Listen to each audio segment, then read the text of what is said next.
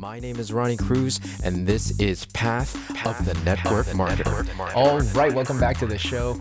Thanks for tuning in. Today, we're going to talk about what it means to be a business owner, what it means to be an independent distributor in network marketing. I've been thinking about this a lot lately, and it's funny. Well, it's not funny, haha, right? Well, I think everything has a degree of funny, haha. No, okay, so let me take that back. Not everything has a degree of funny, haha, but I think a lot of the stuff that I talk about here on the show does have a degree of funny, haha. Anyways, I've always had this mindset that as a network marketer, it is all about being your own boss, right? Being your own business owner and having a level of independence where you get to call the shots for your own business. And so I've been thinking about this a lot lately in the context of the profession as a whole, and just watching just the level of dependence that people like distributors in our profession have on either their companies or their teams or their upline leadership, right?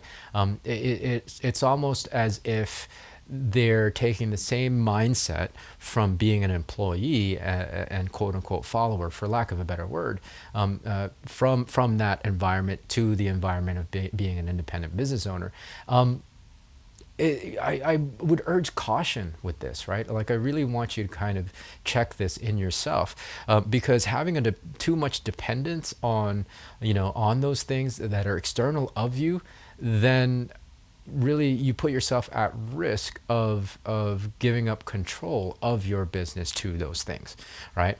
To your upline. If you have too much dependence on your upline leadership to make decisions for your team and your business, then it's dangerous, right? Like, it's really dangerous, because if they make one wrong decision, or, well, okay, wrong is not the correct term I want to use. If they make a poor decision that doesn't work out, then you put your business and your organization at risk. Same thing goes for the team. Same thing goes for the company, especially the company, right? Especially the company. I mean, largely, a lot of company owners have never been in the field, so they have no idea what it's like to be in our shoes. So having too much dependence on them, especially for the growth of your own business, is dangerous. It's dangerous. I was going to say foolhardy, but it's not necessarily foolhardy, because we do it unintentionally, especially if you're new to the profession. So it's a high risk. It's a high risk move. What I want you to do is gain independence. Number one, right? Like, that's primary. Really think of yourself as your own boss, as your own unit, as your own business owner. And then the next thing is learn those skills that are going to allow you to become independent. Part of it is your own marketing, right? Your own marketing. I know this is a conversation that we haven't necessarily had a lot in the network marketing space. Heck, I know I was never taught how to actually market. I was taught how to, connect and develop rapport, which is all amazing. Like, all those skills are great, and you need those as a business builder, whether you're in network marketing or not. However, we never talk about marketing itself. And so we were doing ourselves a large disservice. Largely because we didn't actually need it so much. We always needed it, but it was rarely in the forefront of the network marketing conversation when it comes to training, when it comes to education, right? A lot of it was, again, the person-to-person developing rapport, and as an extension of that, of course, personal development and personal growth. Marketing is important, right? And developing, growing your marketing acumen, that's a good word, your knowledge base around marketing, your skills around marketing, will allow you even more independence, guys, even more independence.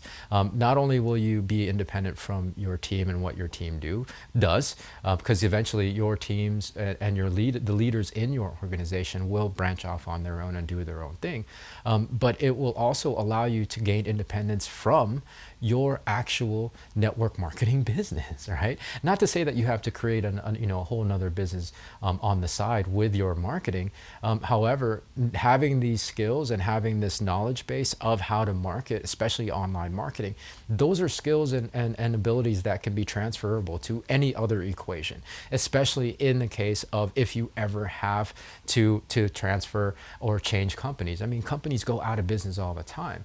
So this will actually go go a long way to addressing the issue of people company bouncing and cross recruiting from existing organizations to build with a new startup. If you actually have the skills and the ability to market your business correctly and to grow your business with your marketing knowledge, then you never have to cross recruit.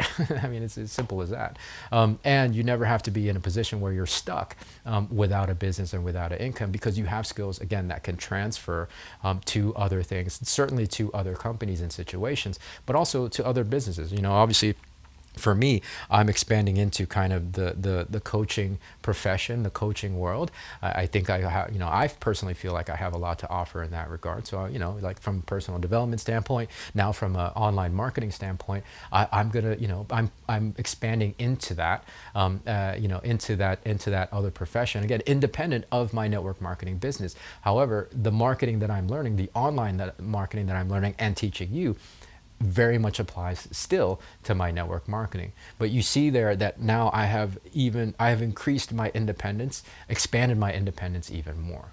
Really, really important. As volatile, especially as the economy is at this given moment in time, it's important to really make yourself, acquire as much knowledge and skills and abilities that you can be independent as possible. All right, as possible. So that way you're not putting yourself at the hands of whatever your company does. You're not putting your well-being and your business and your income at the hands of your team, your upline leader, or even the profession at large, or even the economy at large, right? The more you put yourself in the driver's seat, the better for your own security long term, and acquiring more skills outside of just talking to people and making lists will further expand your independence and put you even more in control in that driver's seat. So yeah, really important to think about, really important to consider, right? Like having a dependence on things for your business is risky, because you're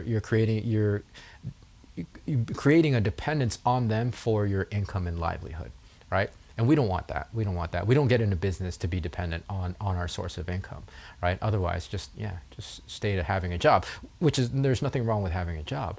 But that's not how most of us, if you're listening to this especially, that's not how most of us are wired. So be independent. Don't be dependent on your company, on your upline leader, on your team.